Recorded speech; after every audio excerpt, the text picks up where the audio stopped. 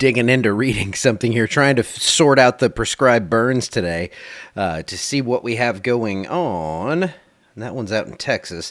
So I'm just checking in to see here if we have any that are scheduled for today. I didn't see any on the Kisatchie Hill or the Kisatchie Wilderness page and all that stuff. So I don't know. With the wind like this, it looks like there is at least that one in Texas, and I'll have to look a little deeper. But my goodness, has it been smoky lately? And today it is quite windy. So 70 degrees out there to start here at 9 o'clock. I mean, I guess some of us have started already, but it is very warm out there. Wanted to say a little mention for Pineville Pet Hospital, this week's featured sponsor. You can check them out on the app, click through and see all the services they provide. They take care of our baby kitties, and one of those baby kitties is 18 years old, so you know they're doing something right? All right, so looking out there right now, winds at 16. We're gusting over 20 already, and we're going to see that continue to increase throughout the day. It looks like we have 68 to 72 around the area right now, so it is very warm for everyone. Warm and windy. Tomorrow we start warm and windy, and then we're going to cool off, and you can see that front way up to the north now. This thing's going to sweep down to the south. Looks like some snow squall warnings up there in Colorado. That's always interesting and fun in the mountains, and then out toward Fort Collins. Looks like some heavy snow sweeping through that region and rain to our east. Nothing going on close to home. And I don't see much coming here rain-wise over the next few days at least, until about Friday. Here's your wind gusts for today. We do have that wind advisory in place for parts of the area until midnight, other parts until 3 o'clock. Look at those wind gusts, though. They are going to stay up into the night. So this is not one of those deals where it quiets down in the evening. I think we'll see gusts well over 30 miles per hour through the overnight hours. Wind alerts, that's your wind advisory. Every parish in our area is under a wind advisory for today, and I could see that happening again for tomorrow. 82 degrees, your forecast high today. It's going to be partly cloudy. We have some clouds out there right now. Again, with the breeze, it is going to be warm and windy. Tomorrow, we turn it to cold and windy. Here's your future temperatures here through the day. We're up in the 80s. Overnight tonight, we cool off. Look at that blue coming into the northwest. We only cool into the upper 60s. That front rolls through around 8 to 10 o'clock, I think, through most of the area, and that's going to cause temperatures to fall and then kind of plane out, and then we just slowly rise. So tomorrow morning, you're going to walk outside. It's going to probably be about 70, and then we're going to probably get home from school or work, and it's going to be around 60. So it is going to fall off some throughout the day, but it's not going to be some drastic thing where we're like down in the 30s or something, but it's going to feel different. Today, severe outlook shows those severe storms up in the Great Lakes into the mid-Mississippi River Valley. It all stays way north of us, so we are not worried about that here. I do think we see a few showers come through, and Futurecast on the short range is going to show that front moving in around 9 in the morning tomorrow. A few showers behind it in the cooler air. Obviously, way too warm for anything frozen here, but we do see rain showers continuing. I think, at least very scattered rain showers through the next couple of days. It's not going to be anything heavy, but then as we get into Friday, that's when we start to see a better chance for rain. And I figured I'd show you the GFS because I do like to look at this model occasionally when we're looking at these further out into the future type deals.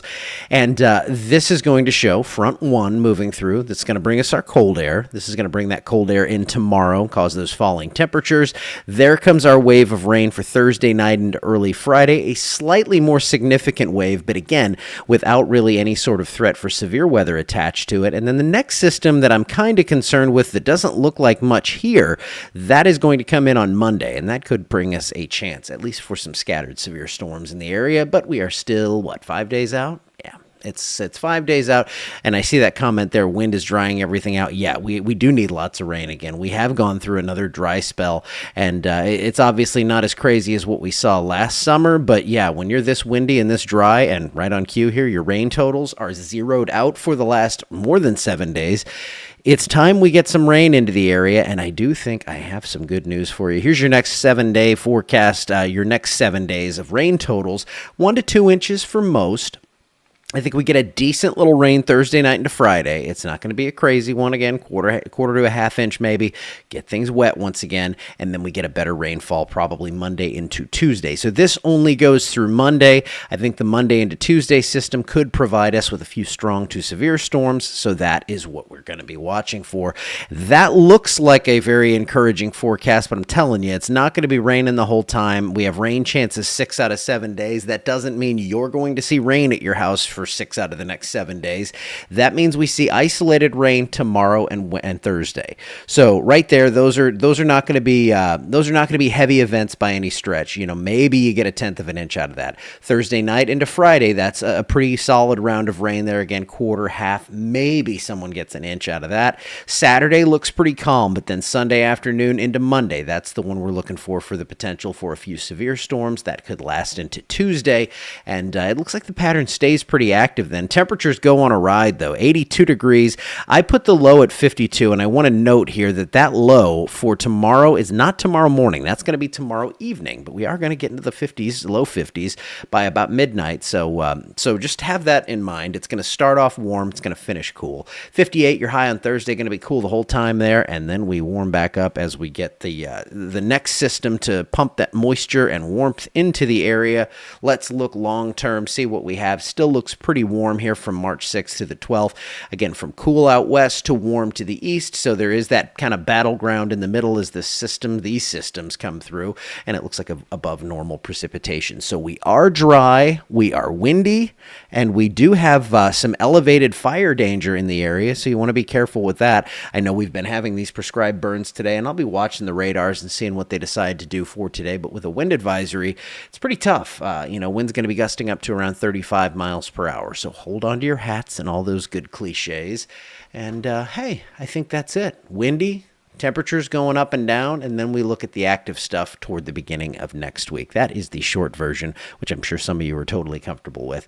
As always, you can go to the website, SenlawWeather.com. You can check the app out, the SenLaw Weather app. Download it in the App Store, and you will have everything that I just said pretty much at the tip of your fingers. All right, I'm going to get out of here. I'll see you.